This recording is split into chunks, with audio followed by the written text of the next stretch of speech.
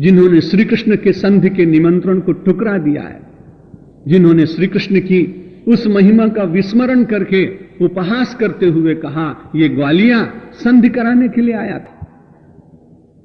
यह सब कुछ हो जाने के बाद जब कुछ शेष नहीं रहा, तब महाभारत का युद्ध हुआ।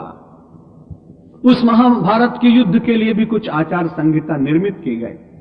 सूर्यास्त के बाद युद्ध नहीं होगा। यदि कोई सामने ऐसा व्यक्ति आ जाए जो ना पुरुष में हो ना स्त्री में हो, तो भीष्म पितामह भी उसके ऊपर अपना शस्त्र संचालन नहीं करें।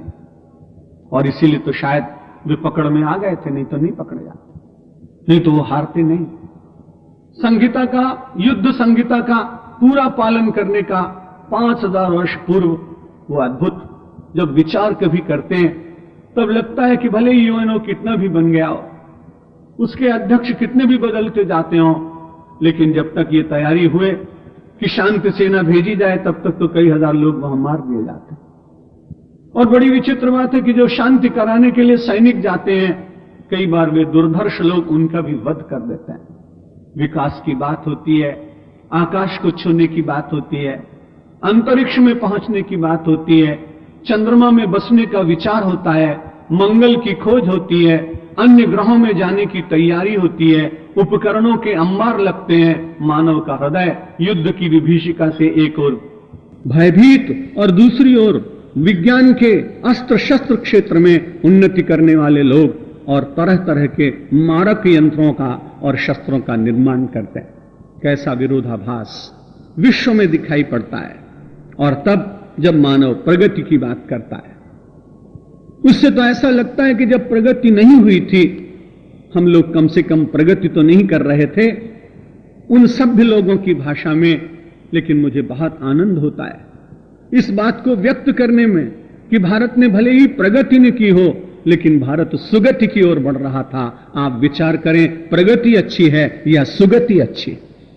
जो प्रगति मानव के प्राणों का अपहरण कराने की शक्ति प्रदान करती हो, वो प्रगति नहीं हो सकती।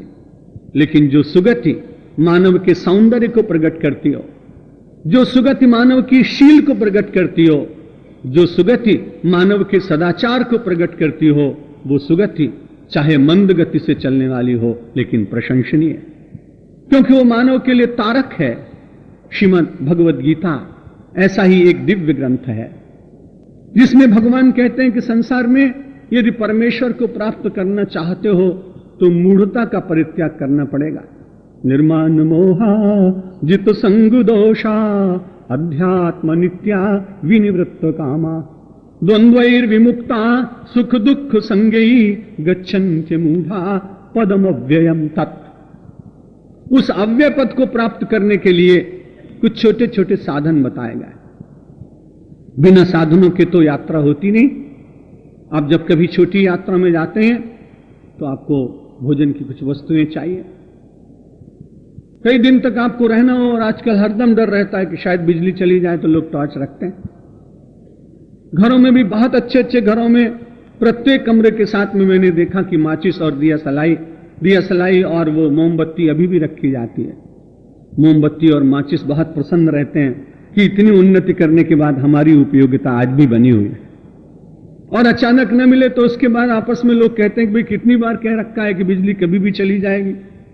परिवार के एक दूसरे व्यवस्थापक एक दूसरे का उपालंब देते हैं।